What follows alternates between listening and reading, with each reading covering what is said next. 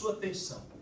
Eu quero te pedir, por gentileza, não deixa nada te distrair agora, deixa ninguém tirar sua atenção, mas você esteja agora totalmente voltado para Deus, voltado para o Senhor. Sabe, se você entrar agora dentro de uma corte, onde tem um juiz, onde tem um promotor, você não pode brincar, você não pode conversar, você não pode sair para brincar, você não pode mastigar, você não pode chiclete, não pode fazer nada.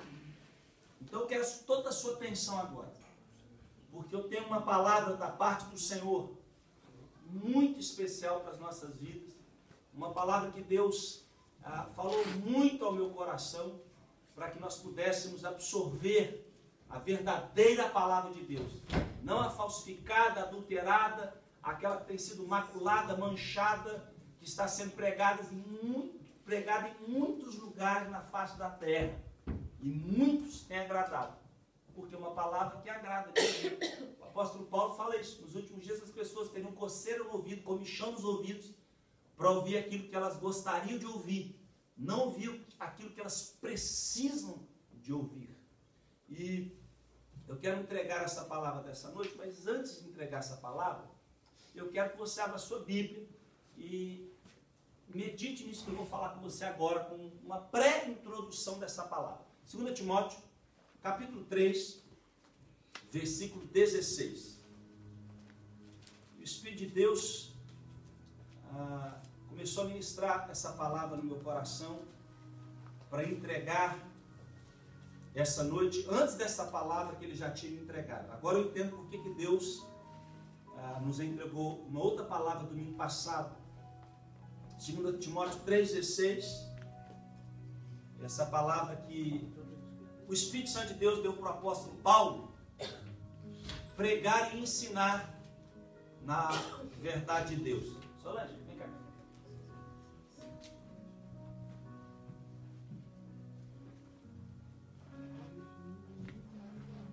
Amém, querido? 2 Timóteo 3,16 diz assim: não alguma parte das Escrituras, mas toda a Escritura é divinamente inspirada por Deus. Ela é proveitosa, e aí que eu falo que é o fundamento. Escuta isso aqui. Olha para mim, dá sua atenção aqui. É o fundamento da fé cristã. Isso aqui são os 4 pilares de uma pregação que você vai ouvir, que você pode ouvir e que você vai fazer. Se esses pilares de uma pregação fugirem disso, não é a palavra de Deus, é a palavra do homem.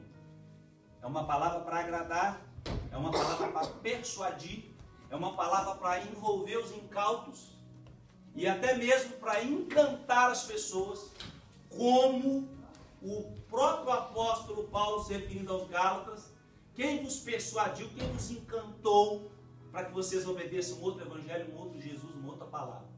Então aqui são os 4 pilares. Primeiro, a palavra de Deus ela é proveitosa para quê? Primeiro, para ensinar, para repreender, para corrigir e para instruir em justiça. Então veja bem, ela é proveitosa para quê? Para ensinar. Ela é proveitosa para quê? Para repreender. Ela é proveitosa para quê? Para corrigir, para instruir em justiça, para que o homem de Deus seja perfeito, versículo 17, e perfeitamente instruído para toda a obra. Então veja bem, a palavra de Deus não é para enganar, a palavra de Deus não é para agradar, a palavra de Deus não é para iludir, a palavra de Deus não é para bajular, a palavra de Deus aqui é para corrigir a pessoa que está no pecado. A palavra de Deus aqui é para ensinar, para que ele não ande por caminhos que parecem ser bons, mas no final é caminho de morte. A palavra de Deus não é para ser um circo de risada e entretener as pessoas. A palavra de Deus é para quê? Para corrigir. Olha, meu amigo, você está andando por esse caminho, mas a Bíblia diz que esse caminho dá caminho de morte. E o que é que diz em Jeremias 1,10? Se eu não me engano, abra comigo, Jeremias 1,10. Lá no Velho Testamento. Deixa aberto aí esse texto no telão, Alex, por favor. Vamos para Jeremias aqui. Olha o que diz Jeremias capítulo 1, se eu não me engano, versículo 12. E disse-me o Senhor. Quem disse aqui? Senhor. Deus.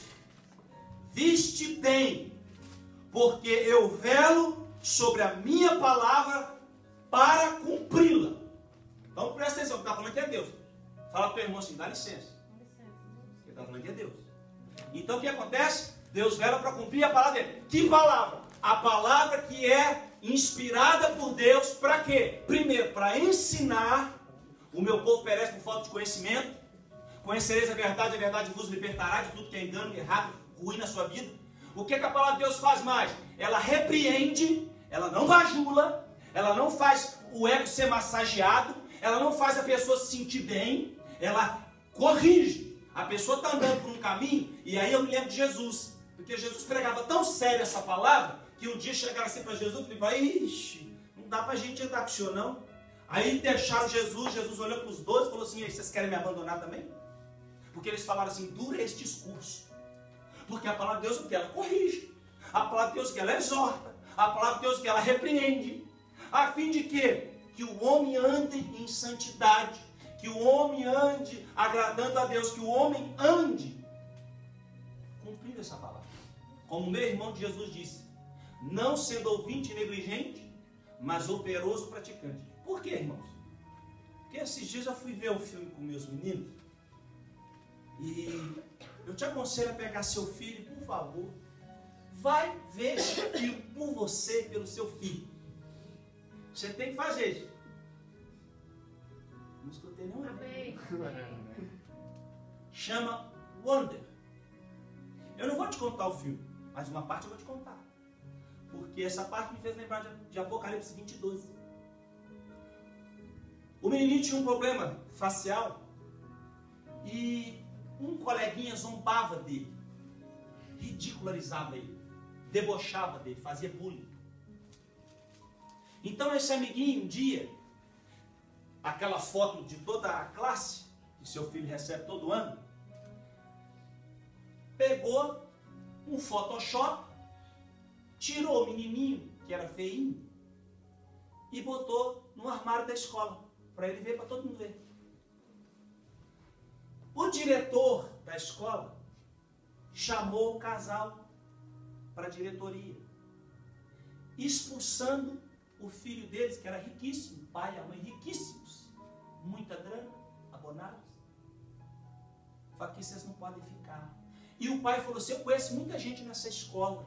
E o diretor falou assim, eu conheço muito mais que você. Aí a mãe, para tentar disfarçar, irmão, olha onde Deus vai me levar e vai te levar nesse momento aqui. Aí o pai e a mãe Pedro começaram a se olhar para o outro, o menino assustado. A mãe chega e fala assim, filho,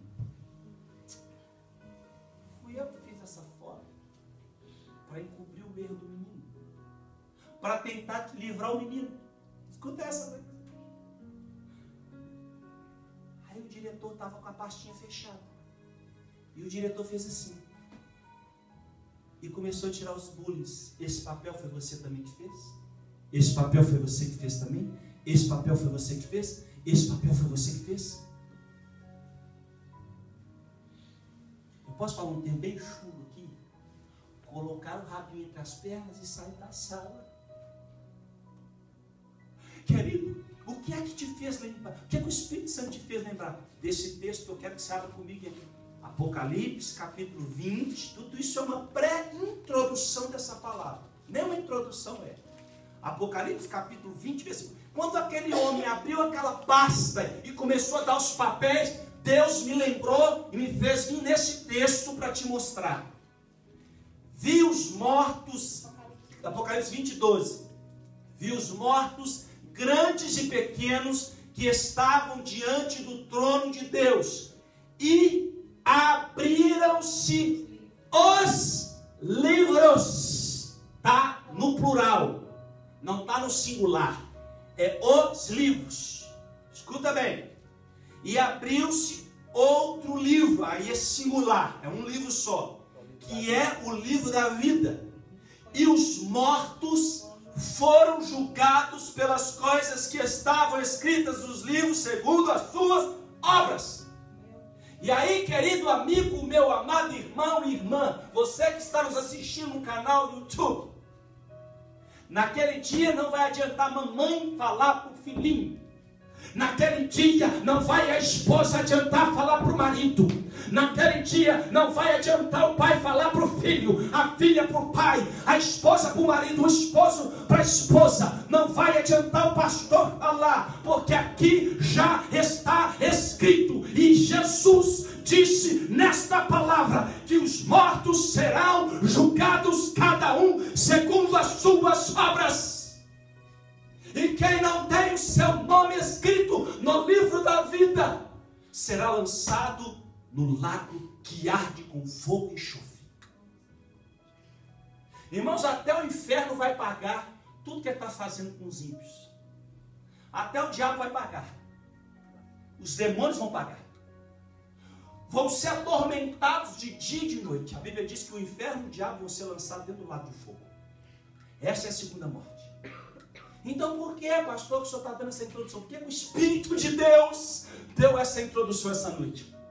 Porque essa noite eu vou dar o título para você agora. Um mandamento pouquíssimo obedecido no meio cristão. Diria que grandissimamente desobedecido no meio cristão. E aí eu volto para você todos os textos que a gente deu, que o Espírito Santo deu. De Jeremias 1,12, de Apocalipse 20,12, de 2 Timóteo 3,16. Por quê, querido? Porque Jesus nos veio fazer semelhantes. Aí, mas você não entendeu. Como é que é, pastor? Eis que você ouviu, Jesus veio fazer você semelhante a ele. Veja o que diz Filipenses capítulo 2. Abra a sua Bíblia. Livro de Filipenses, capítulo 2, versículo 5. Todos acharam? Isso aqui, querido, não é um pedido. Isso é um mandamento. Pastor, por que eu tenho que obedecer esse mandamento? Porque quem obedecer vai para o céu, quem não obedecer vai para o inferno. É assim que Deus conversa aqui. Se ensina ou não, passar disso ele quer. Sabe que Jesus fala que adianta dominar o mundo inteiro e quer perder sua? E para onde? Para o inferno. Ele diz assim na sua palavra que é Santa 2,5 do livro de Filipenses. Tendes em vós aquele sentimento que houve também em Cristo Jesus. Tem uma tradução que fala assim: o mesmo sentimento que houve também em Cristo Jesus. Por que, irmão, que Paulo está dando essa palavra? Por que Paulo está ensinando essa palavra para a igreja? Ter o mesmo sentimento que Jesus teve. Porque a palavra de Deus fala que o Senhor ele veio para nos fazermos semelhante a Ele. Abre o Romanos 8, 29. Romanos capítulo 8, versículo 29. Porque os que dantes conheceu na sua presciência, também os predestinou para serem conformes à imagem de seu Filho, a fim de que ele seja o primogênito entre muitos irmãos. Ele vai ser o primeiro entre muitos irmãos, que vão fazer o quê? Que vão ter, Fabiana, o mesmo sentimento que houve em Cristo Jesus. E aí, querido, eu quero falar para você o significado dessa palavra sentimento, que significação de sentir, de perceber através dos sentidos, ser sensível, de se comover, expressão de afeição, de amizade, de amor, de carinho. E eu quero falar para você essa noite de 3 sentimentos que estavam na marca de Jesus. As pessoas olhavam para Jesus e eles viam essas três coisas. Agora eu pergunto para você, quando as pessoas olham para mim e para você no nosso trabalho, no nosso carro, no sinal de trânsito, na rua, o que elas veem em mim e você? Quando nós estamos em casa sozinhos, sem a nossa esposa, trancado num quarto, o que é que Deus vê em nós? O que é que Deus está vendo na nossa vida? A gente precisa ser instigado a pensar essas coisas. Por quê, pastor? Porque dependendo do que a gente for viver, ou estiver vivendo, melhor dizendo, nós vamos para um lugar. E dependendo do que a gente estiver vivendo, nós vamos para outro lugar. Você entendeu? Porque cada um vai ser dado conta naquele dia. A Bíblia diz que vai ter uma prestação de contas. Querido, é por isso que a Bíblia diz: confessei-te o meu pecado e a minha transgressão, o Senhor perdoou. Então presta atenção. Quando o Senhor está falando que Ele é o referencial da igreja, Ele é o cabeça da igreja, Ele é o alicerce da igreja, não é que Ele está colocando jugo nas costas de ninguém, querido. Pelo contrário, Ele está tirando o jugo do pecado, o jugo da condenação. Porque Deus amou o mundo de tal maneira que deu seu Filho único para que todo aquele que nele crê não pereça, mas tenha a vida eterna. Significa o quê? Obedecer a Deus significa se comprometer com Deus, se comprometer com a igreja, se comprometer com os irmãos, se comprometer com a palavra, se comprometer com uma vida de oração, se comprometer com uma vida de jejum. Porque ele é cidadão dos céus. Quem é da terra pensa na terra. Quem é do céu pensa no céu. Quantos de nós estamos viajando na maionese, no ketchup, na mostarda, sem saber que o diabo está tecendo essa teia de aranha para a gente cair nela? E o pior, escuta isso, muita gente sabe que está caindo e está deixando de se levar.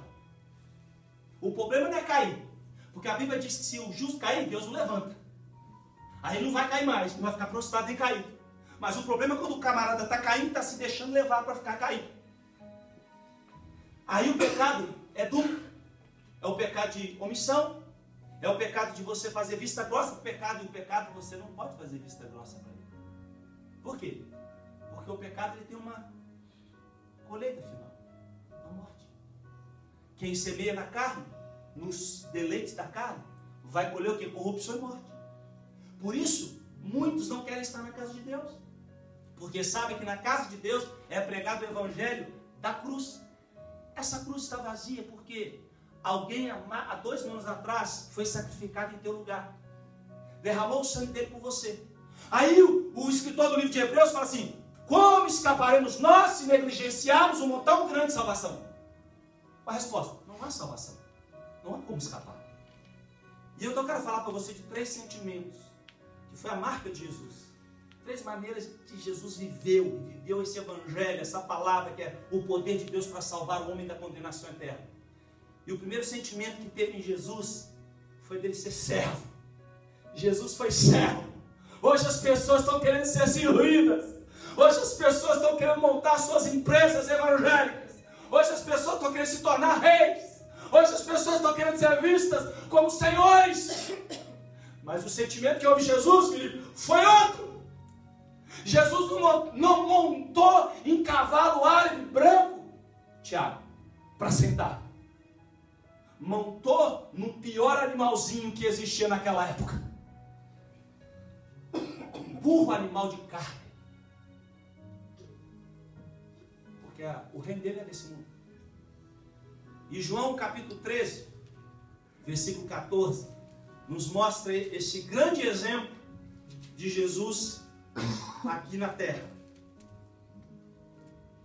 João capítulo 13, versículo 14. Diz assim: ele lavou os pés dos discípulos, Pedro não quis deixar, fala: não lava meu pé não. Jesus falou: se você não deixar, você não tem parte comigo. Ele falou: não, lava a mão, faz barba, unha, cabelo, lava tudo, Jesus. Jesus falou: não, vocês já estão limpos pela palavra que eu vos tenho pregado. Quem lava é a palavra, quem purifica é a palavra. Por isso que Deus vela em cumprir a palavra. Ele diz assim: ora, se eu sou o Senhor e Mestre, vos lavei os pés e vós deveis também lavar os pés uns aos outros. É isso que Jesus está ensinando. Porque eu vos dei o quê? O exemplo. para que como eu vos fiz, façais vós também. Na verdade vos digo. Lembra que eu sempre ensino isso aqui. Jesus falando, já era a verdade absoluta de Deus. Mas quando Jesus fala assim, 3 verdades numa única frase, aí você tem que ter, be atento, muita atenção. Porque eu vou falar para você 3 verdades numa frase só. Primeira verdade, em verdade. Segunda verdade, em verdade. Terceira verdade, vos digo, que o servo, que não é o servo maior do que o seu senhor, nem o enviado maior do que aquele que o enviou. Versículo 17. Se sabeis estas coisas, bem-aventurados sois se as praticar. Quer dizer que se eu não praticar, eu sou mal-aventurado. Gente, eu sempre tenho ensinado para o povo de Deus isso. Deus não mede o meu amor por ele assim, mas assim. É na horizontal, ou no inglês Tabajara, na horizontation. Não é na vertication. É aqui. Ele está falando assim, se você lavar o pé, se você servir, se você ajudar o meu irmão, se você cuidar do meu irmão, se você for sustentar ele, porque a Bíblia diz assim, suportar, você olha para mim, ó, uns aos outros. Não é o suportar do português, do brasileiro. Ah, não suporta Fabiano. Não é suportar, esse é do inferno. A Bíblia diz que é suportáveis aos outros. Eu te ajudo, meu irmão. Eu te esforço. Qual que é o seu problema? Qual que é a sua dificuldade? Eu quero te ajudar, eu quero ser a franelinha de Jeová para Jesus brilhar na tua vida. Eu não quero ser o dedo acusador, porque o dedo acusador foi tirado da minha mão, não tem mais esse direito. A Bíblia diz que eu não posso mais julgar, que eu não posso condenar, que eu não posso as coisas, porque somente a Ele é dado esse dever de fazer o julgamento. Então a primeira coisa que Jesus fez foi servir. E Ele fala isso em Mateus 20, 27. E qualquer que entre vós quiser ser o primeiro, seja vosso serviçal, vosso servo. Mateus 20, versículo 27. Vamos lá. Qualquer que entre vós quiser ser o primeiro, seja o vosso serviçal. O vosso quê? Vosso servo. Mas, pastor, que negócio é essa aqui? Que história é essa aqui? Eu achei que era outra coisa. Eu achei que o evangelho, a igreja evangélica hoje, eu aprendi que o mais importante é o que tem o nome no letreiro, na placa, do outdoor. Que evangelho é esse, Felipe? Que Jesus fala para a gente servir, para a gente ser serviçal. E essa palavra servo aqui, do grego, o sentido dela original é escravo, em amor. A ninguém deveis coisa alguma no seu amor. Essa é a palavra. Essa é a palavra que a igreja hoje está se esquecendo. A igreja hoje está focada, muitas delas, no materialismo, na avareza, na ambição. No quinto evangelho, a Bíblia só tem 4, mas tem gente que está ensinando o quinto por aí nos púlpitos. E está abarrotados de pastores ensinando sobre o quinto evangelho, Felipe. E a Bíblia só nos mostra 4. E o dono dos 4 evangelhos te serviu a ser servo.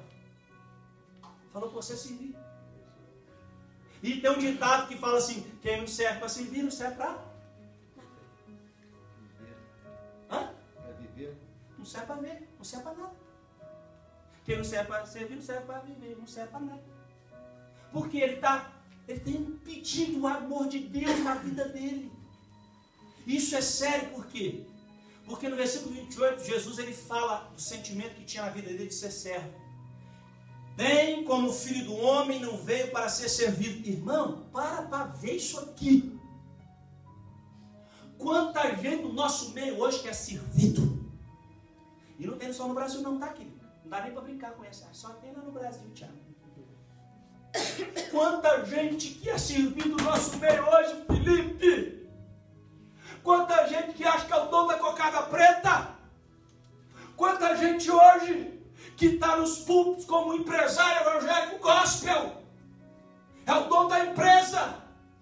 E não mexe uma linha, uma palha por nada, pelo contrário. Quando parece que passa, parece que está passando um jeito do outro planeta. Porque nego encolhe, nego abaixo, nego de tanto respeito exagerado e de idolatria que existe. Pastores que acabam os púlpitos, acabam com a pregação, vão embora com seus carros ou pela saída da igreja. E Jesus está falando aqui, não sou eu, querido. Eu não vim para ser servido. Então para que Jesus veio? Para servir e para dar a minha vida em resgate de muitos. Sabe o que Paulo fala? Que os que são de Cristo Jesus, eles vão dar as suas vidas pelos outros. Vão ser um sacrifício vivo. Por isso que é um evangelho antagônico, um evangelho do egoísmo. O evangelho do selfish. Só pensa nele, só quer para ele, do jeito dele, da maneira dele, do ponto de vista dele, da visão dele. É tudo venha a nós, nada ao vosso reino. E, querido, esse é um evangelho que não é o da cruz. O evangelho da cruz não é mais eu, é nós. É nós. Não é mais meu. Porque Jesus veio para quê? Para servir. Irmão, e servir o quê? Coloca uma lista aí, infindável. Começa a escrever aí, gente. E, gente, eu não estou aqui para falar. Quando eu comento essas coisas de outros ministérios, estou aqui primeiro para falar que eu sou melhor e que você é melhor, que eu não sou melhor que ninguém, não, meu irmão. Porque eu sei de onde a gente saiu, né, filho? Eu sei de onde que a gente saiu, né, Edinho? Eu não valeu nem um centavo, né, filho? Eu sei, com chavado, com capiroto lá no mundo, Jesus nos tirou dele. Eu não estou aqui querendo indiretamente dizer e falar mal de Deus no ministério, porque eu não tenho esse direito. Quem vai julgar eles é Deus. Mas o meu direito é alertar você do que está acontecendo nesse mundo, do que está acontecendo nessa terra, que os valores de Deus estão sendo deturpados, e a Bíblia diz que Deus vela para cumprir a palavra dele, e o sentimento que houve em Jesus, e que muitos estão desobedecendo, é ser certo. O que eu posso fazer, pastor? Irmão, o que eu posso fazer? É se abrir, está disponível para Deus, para as coisas de Deus, para aquilo que agrada a Deus, para aquilo que Deus quer. Não é porque eu quero, o que você quer, o que eu penso, o que você pensa. É aquilo que o reino de Deus que está entre nós nos ensina a fazer. Então vamos fazer junto. Por isso que a Bíblia fala, pensais a mesma coisa, sintais a mesma coisa, suportai uns aos outros, sede submissos uns aos outros. Por quê? Porque essa é a visão do reino de Deus. Sabe por quê, querido? Se você nunca ouviu isso, a maioria já ouviu. Mas se você que está aqui essa noite nunca ouviu isso do seu pastor, hoje você vai ouvir. Sabe qual a minha diferença para você? A minha diferença para você é que se todos nós agora formos para o céu arrebatado, você não tem que prestar conta dessa igreja para Deus, mas eu vou prestar conta de você, da minha família e da minha vida para Deus. E a Bíblia diz, sabe o quê? Terrível coisa é fazer algo do seu quê? Relaxadamente. Aí é todos. A diferença é que você não tem muito peso que eu tenho, muita noite sem dormir e muita misericórdia de Deus na minha vida, que eu tenho e que você não tem. Mas diante de Deus nós somos iguais. Essa é a diferença. E nós precisamos entender que Deus naquele dia vai cobrar da minha vida como indivíduo dessa igreja e vai cobrar de você como indivíduo dessa igreja. E a Bíblia diz que terrível coisa que é na mão de um Deus vivo. Quantas são as pessoas que têm brincado com Deus? Qual o sentimento que Jesus teve, querido? Ele foi servo. Segundo sentimento que Jesus teve, manso. Jesus foi manso? Sim. Quem concorda comigo que Jesus foi manso? E aqui eu faço uma pegadinha para quase todo mundo. Por quê? Porque essa palavra manso aqui no grego não é a palavra manso do português. tem coisas que a gente pode até pegar a tradução do dicionário português, porque casa com o hebraico, casa com o grego, e fica fácil de entender. Mas o manso aqui, que Jesus fala que ele era manso, em Mateus 11, 29, não é o manso do dicionário português da língua brasileira. O manso da língua portuguesa brasileira é um cara tranquilo, pacato, relax, na dele. Não reage. E aí? Não reage. Exatamente, não reage. É manso literalmente. Já viu aquela expressão assim? Manso como um cordeirinho? Porque não reage, é bobo. E aí eu me lembro, sabe de quem? Uma das pessoas mais mal interpretadas na Bíblia, por nós cristãos. Sabe quem? Moisés. A Bíblia diz no livro de Êxodo, capítulo 12, versículo 3, que Moisés era o homem mais manso da face da terra. Irmãos, homem manso mata egípcio? Sim ou não? Homem manso pode suportar horas e horas de aconselhamento, separando briga entre casal, separando briga entre irmãos, e até o ponto do sogro dele, Jetro, fala assim: Moisés, meu filho, você vai morrer. Não, tinha que ter pulso ou não tinha? Tinha que ser forte ou não tinha que ser forte? Então, o significado de manso na Bíblia significa, olha que coisa tremenda, gente. Por isso que eu fazia as 4:6 fala que o meu povo perece por falta de conhecimento, e é verdade. Muitas pessoas não sabem disso. O manso, na palavra de Deus, à luz das Escrituras, significa basicamente inclinar, estar curvado, condescender, no sentido de submissão. Por isso tal termo implica principalmente a ideia de ser submisso ou de ser despretensioso. Isso é o manso à luz da Bíblia. Não bobão. É de se inclinar. Querido, quanto mais manso você é, mais você se inclina, mais você é submisso. Deus está falando como alguém aqui esta noite. Por isso, Jesus disse em Mateus 11, 29. Abra comigo a sua Bíblia. Tomai sobre vós o meu jugo e aprendei de mim, que sou manso e humilde de coração, e achareis descanso para as vossas o quê? Alma. Irmão, por que muita gente não acha descanso na alma? Escuta aqui. Que o sangue de Jesus nos cubra com isso que eu vou dizer aqui agora e nos dê a proteção divina do Senhor. Porque muita gente dentro do meu evangelho está entrando em depressão profunda. Porque não é manso. Nossa, pastor, achei que manso era aquele cara blindado, sapacado. Não. É mansidão de se inclinar, de ser submisso, de obedecer, de se render a Deus. E essa submissão, ela é gerada só por uma pessoa. Por isso que quem não tem essa pessoa não pode ser submissa. Não pode ser mansa. Quem é, pastor? Olha pra cá. Vou te dar uma pista. A Bíblia diz que Ele faz morada dentro de vocês. Xarabacarabachou. A mansidão é uma qualidade que capacita alguém a controlar a força que a pessoa tem no interior, aquele leão, sabe?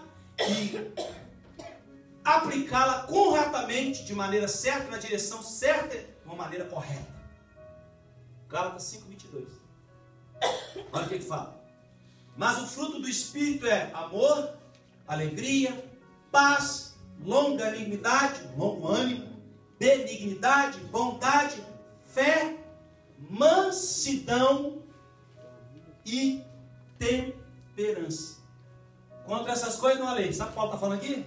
Contra essas coisas não há condenação. Não é ser manso, igual um cordeirinho, não, querido.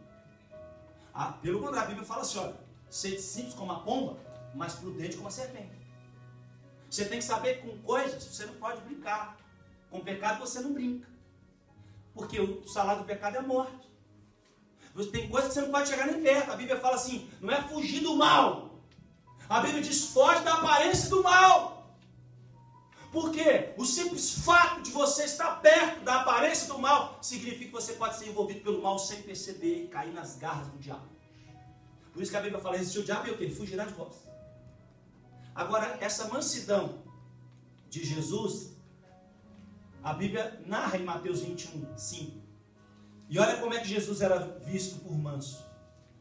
Diz, Mateus 21, versículo 5.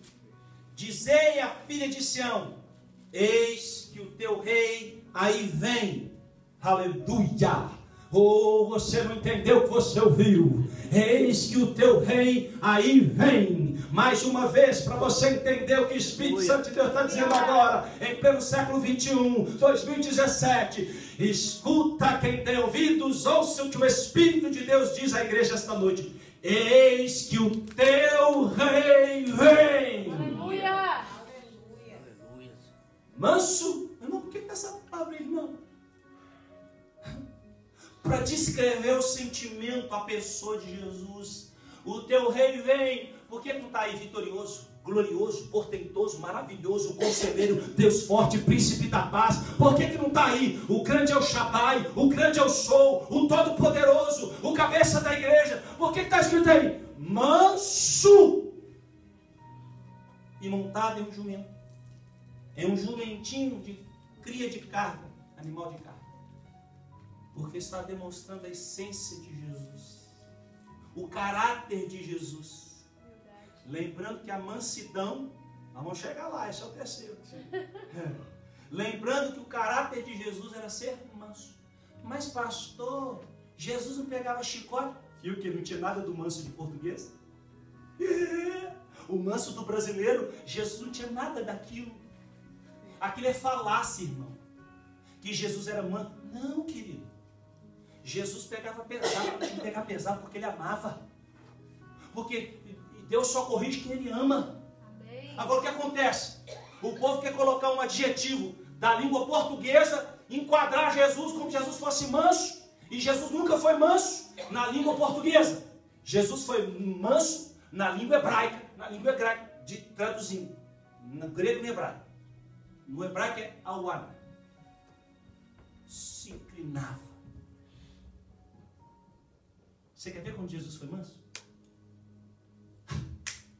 Olha que o Espírito Santo de Deus me trouxe aqui agora. Está aqui Pilatos. E Pilatos está condenando ele. E Pilatos está falando com ele. Eu posso te condenar, cara. Eu posso te libertar. Você sabe quem eu sou? Jesus o que se inclinou para o Pai. E falou assim, nenhuma autoridade seria dada se meu Pai que está nos céus não tivesse dado. Jesus foi manso. E se submeteu, mansidão é se submeter a Deus, querido. É se submeter à palavra. Aí você não escuta ninguém falando, fala Deus, porque o teu servo ouve. A Bíblia diz que em Mateus 5:5 Jesus falou assim, bem-aventurados os mansos, porque eles herdarão a terra. Irmão, quanta gente que acha que Jesus está falando do bobinho, que não faz, que não reage, que não faz nada. Não! Não é esse manso da língua portuguesa. É o manso do grego, do hebraico, que se fala assim, ó. Eu me inclino, eu me prostro, eu me submeto à vontade de Deus. Não faço a minha. Porque quem gera isso em mim não sou eu. Quem gera isso em você não é você. É o Espírito Santo de Deus. Quem coloca a mansidão para que você não reaja. É por isso que quando Jesus disse, quem te bater numa face, vira o outro lado. É a mansidão sendo aplicada no autocontrole da sua própria vida para você não reagir e se inclinar à vontade de Deus. Como a palavra de Deus é linda, gente. Como a palavra de Deus é tremenda, tremenda, tremenda. Terceiro ponto, terceira característica de Jesus. A humildade. Por quê? Porque, escuta isso aqui. Mansidão e humildade estão tão intrinsecamente ligados uma à outra, que é impossível que uma coisa existe e a outra não. ou que uma exista e a outra não. Por isso Jesus colocou em Mateus 11:29, registrado pelos séculos: aprendei de mim que sou manso e o quê? Humilde de coração, e achareis descanso para as vossas almas. É por isso que Paulo fala em Colossenses 3:12. Veja bem o que diz. Abra comigo. Colossenses 3:12. Olha só. Revesti-vos, pois, como eleitos de Deus. E aí dá algumas características de quem é de Deus. Revesti-vos, pois, como eleitos de Deus, santos e amados, de coração compassivo, de benignidade, tudo fruto do Espírito, humildade, mansidão, longanimidade. Olha o versículo 3, para a gente terminar. Vamos lá. Mansidão, não estão juntos, né? Aí fala aí, Jesus, fala assim, fala comigo, Espírito Santo. Vem que fala aí. Suportando-vos e perdoando-vos uns aos outros. Se alguém tiver queixa contra o outro, assim como o Senhor vos perdoou, assim também o quê? Fazei vós também. Quer dizer que tem esse negócio de ficar levando mágoa pro vizinho, pro text message, pro Facebook, pro WhatsApp, pro irmão. Não tem que ficar levando insatisfação, queixa pessoal, reclamação pro filho, pra filha, pro marido. Como ele vos perdoou, assim que é. Onde é que está isso aí? Oração do Pai Nosso. Pai, perdoa-me como eu perdoo meu irmão. Se eu não perdoo meu irmão, Deus não me perdoa. É não. Bíblia. Read the Bible. Vai ler a Bíblia. Come esse livro. Ele é a garantia de você ir para o céu, se você obedecer. Amém. Não é um livro de promessa. Gente, quanto a gente está pensando que esse livro é um livro de promessa, de caixinha de surpresa? Eu digo você com uma pessoa diz, pastor, eu abro a Bíblia para Deus falar comigo. Não é uma caixinha de promessa. É um livro para ser obedecido, para ser vivido. Amém. A Bíblia diz que os simples ouvidores da lei, do Senhor da lei, não serão justificados diante de Deus. O que você está falando aí, pastor? Falando da vida eterna. Com Deus, sem Deus. Com Deus, se obedecer. E sem Deus, se não obedecer.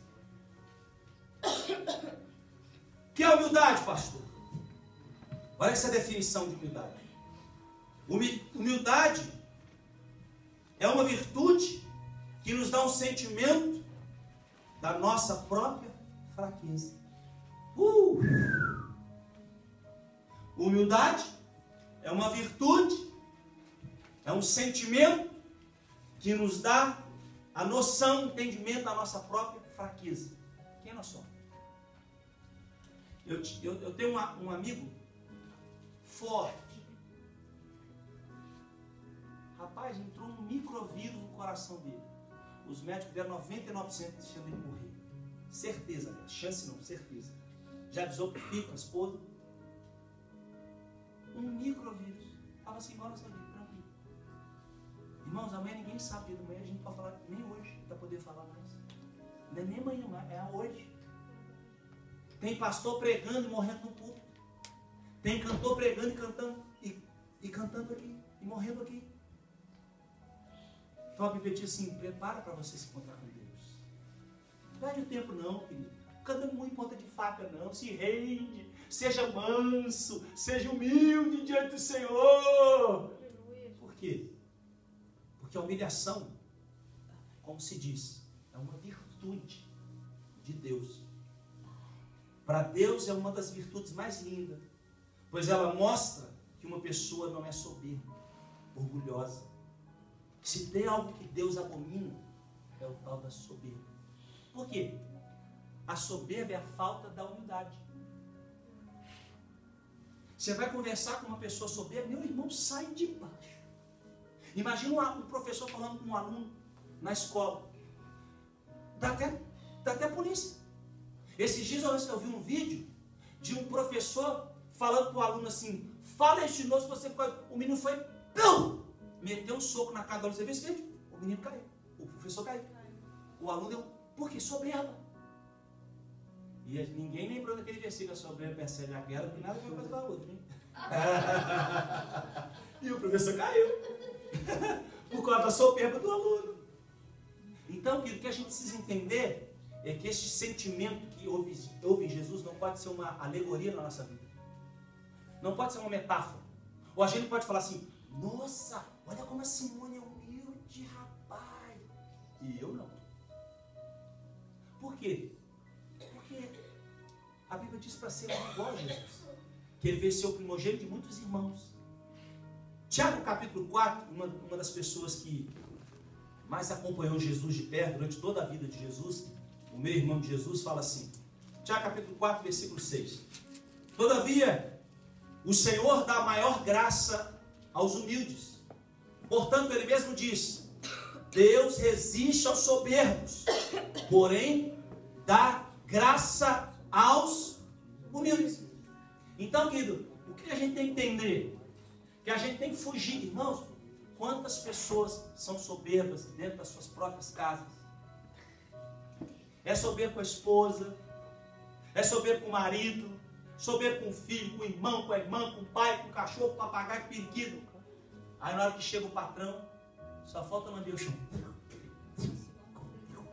Só quer mais alguma coisa, doutor? Quando não é na conveniência, mostra as asinhas para fora. Quando é, ó Senhor, tem misericórdia de mim. Irmão, a gente precisa entender essas coisas, sabe por quê? A gente está rindo, mas o que nós estamos falando aqui é seríssimo. É coisa profunda, que a igreja precisa meditar. Você precisa sair daqui essa noite e falar assim, meu Deus, eu preciso ser manso. Meu Deus, eu preciso ser humilde, porque a tua palavra diz que os mansos serão galardoados com a vida eterna. Os humildes, o reino do céu é deles. E se tem uma coisa que a gente já nasce, querido, é com tal da soberba, o orgulho. Você já viu um bebezinho quando tem um bico? Rapaz, Terceira Guerra Mundial, isso a gente tinha esquecido disso. Já viu um bebezinho quando com a barriguinha está roncando e começa a chorar de madrugada, 3 horas da manhã, você morrendo de sono, morrendo de cansado, você tem que levantar, esquentar a mamadeira e dar para o filhinho, porque o bichinho é retado, ninguém fica na cama. Como diz por aí, depois que eu tive o meu primeiro, nunca mais dormi a noite inteira. É, Ed? É diga, 3, situação longe igual eu, né? O Felipe está querendo passar, gente, mão cheia. Aleluia! Vai com Deus, vai com Deus. Vai com Deus. Vai nessa tua força, isso é contigo. Falar em Filipe, nós vamos ler seu primo agora, Filipenses. Filipe aqui, ó. Capítulo 2 de Filipenses 1 e 3. Lê para nós aí, põe no telão aí para a gente ler. Filipenses, capítulo 2, versículo 1 ao 3. Fala assim, fala comigo, Deus. Fala comigo, Deus. Ei, Jesus, fala comigo que eu preciso da tua palavra, viva e eficaz. Filipenses, capítulo 2, versículo 1. Todo mundo achou? Amém. Eu quero chamar a atenção no 3, mas eu quero dar a introdução com 1 e 2.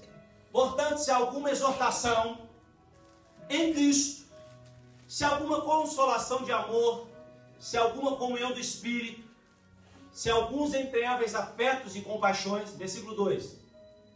Completai a minha alegria, para que tenhais o mesmo modo de pensar. Olha só que coisa forte.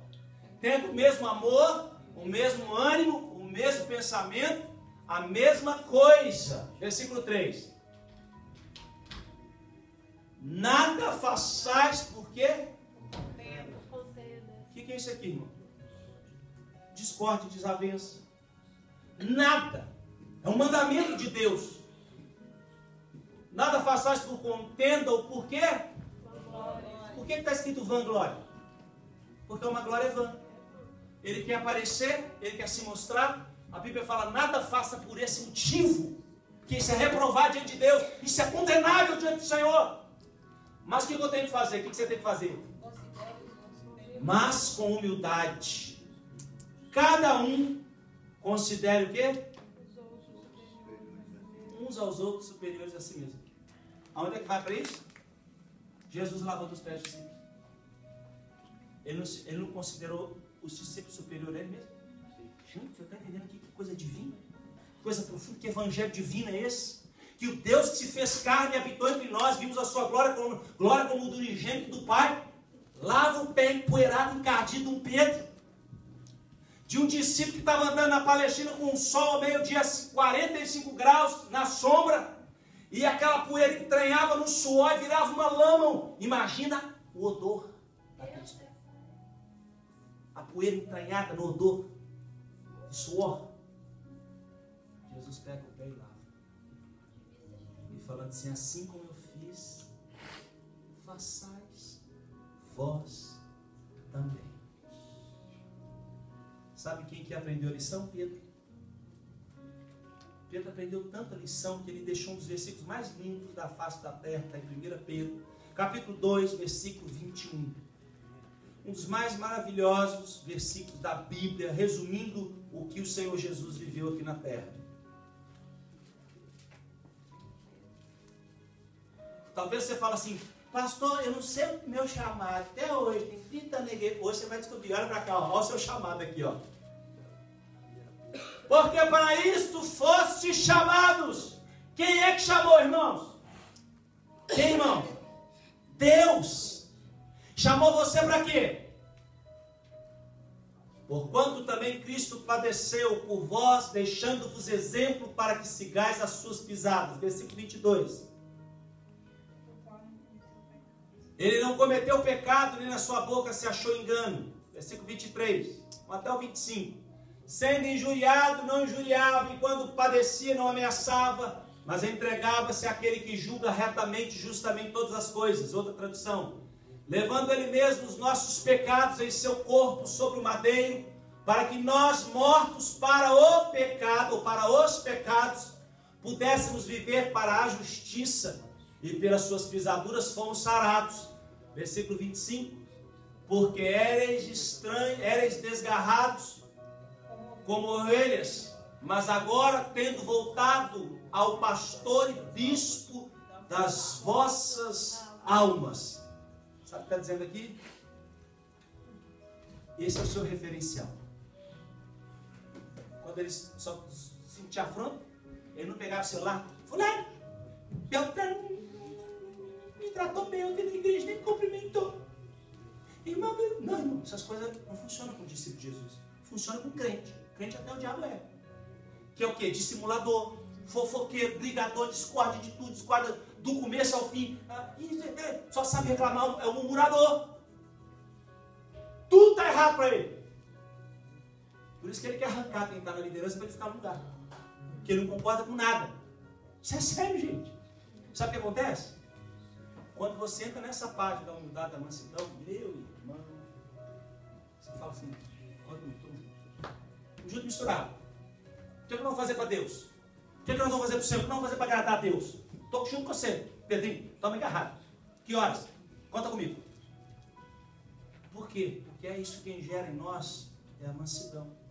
Sabe por quê, querido? O apóstolo do amor, ele fala assim, escuta isso, igreja do Deus vivo.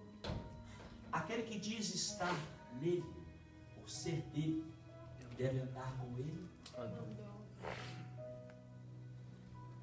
Você prestou atenção? Abra comigo sua Bíblia, 1 João capítulo 2, versículo 6. Aquele que diz estar nele. 1 João capítulo 2, versículo 6. Aquele que diz estar nele, também deve andar como ele andou. Então não adianta eu falar, não adianta você cantar, você pregar, você insinuar. Se eu e você não estamos andando no amor de Jesus, no serviço de Jesus, na humildade de Jesus, na mansidão de Jesus, nós estamos perdendo nosso tempo e naquele dia nós vamos arrepender amargamente. Chorar amargamente. Por que, pastor? Porque eu pensei que o caminho era bom e o caminho era de trevas densas, perdição eterna. Porque parece que é bom, mas o final de mal.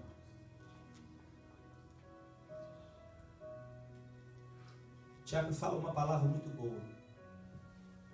No capítulo 1 de Tiago, versículo 21.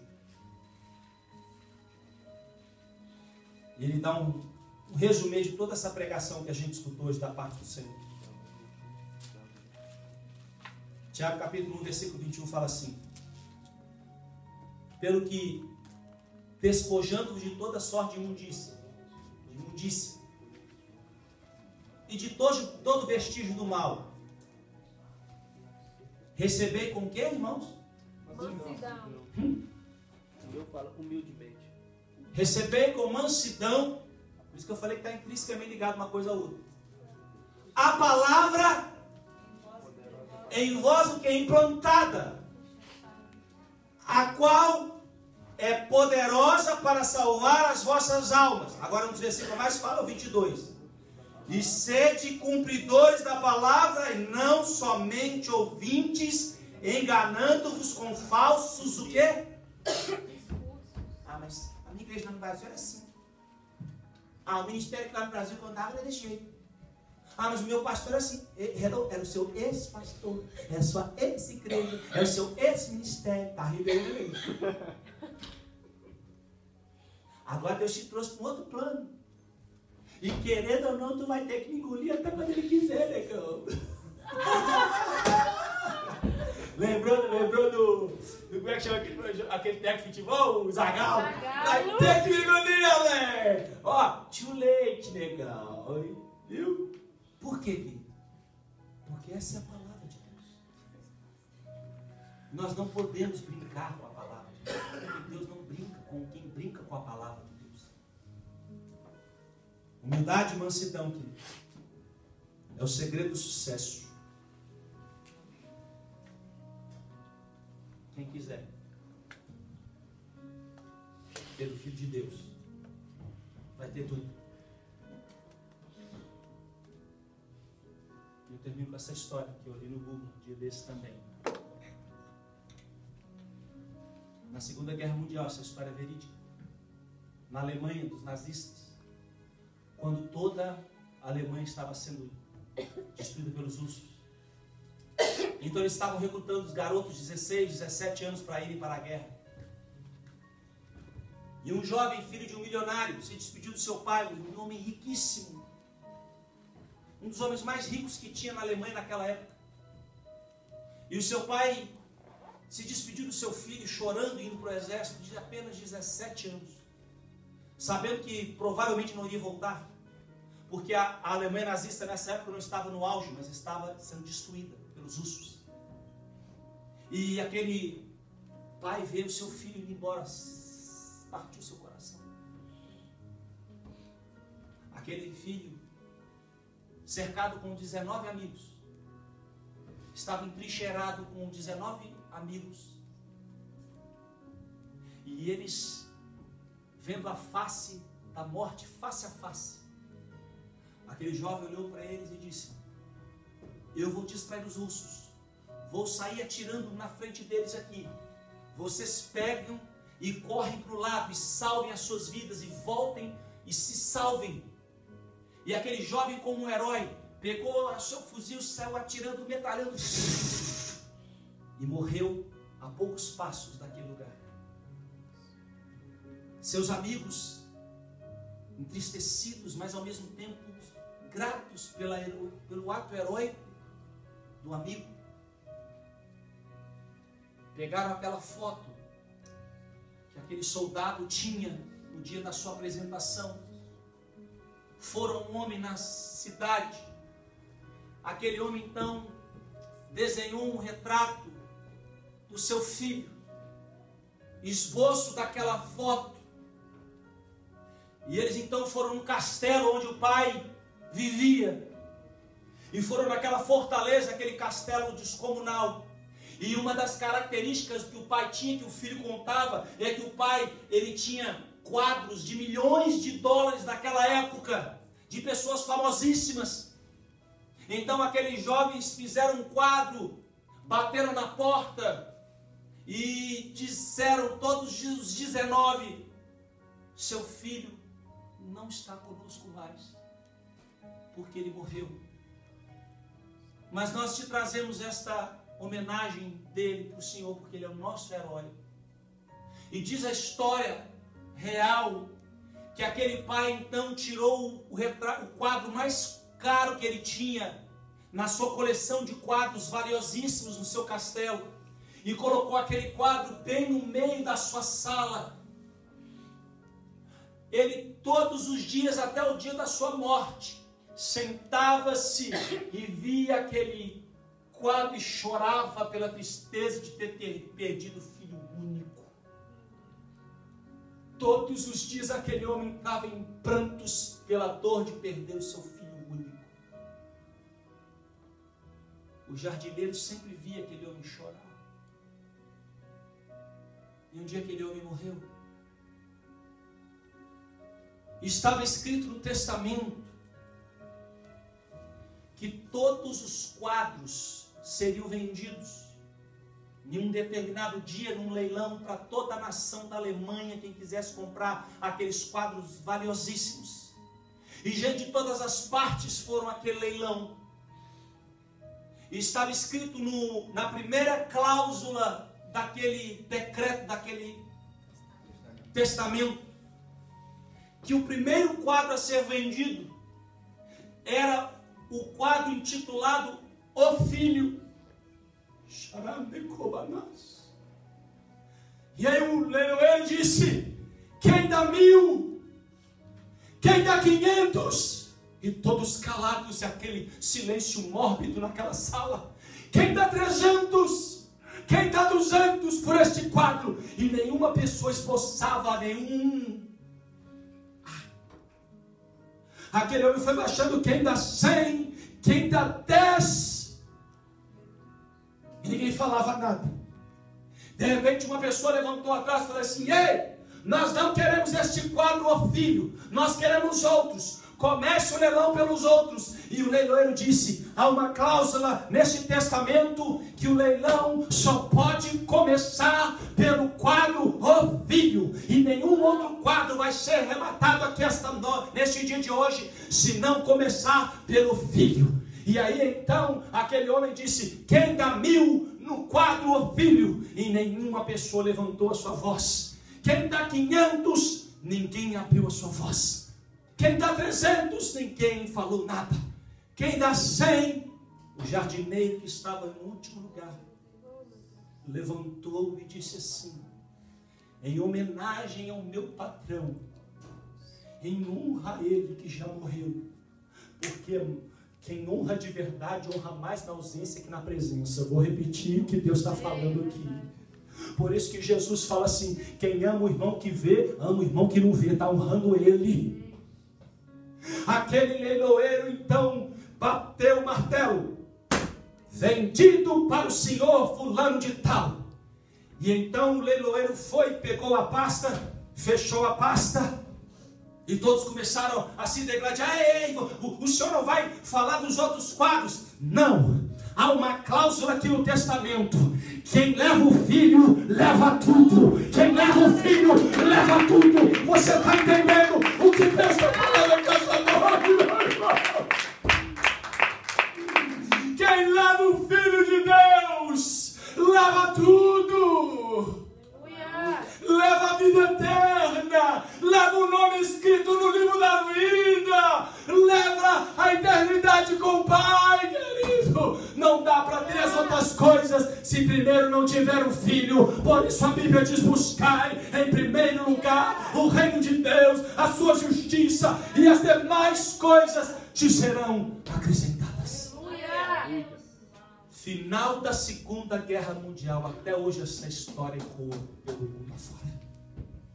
Quem leva o filho, leva tudo. Fica de pé. Fica de pé, ela baixou.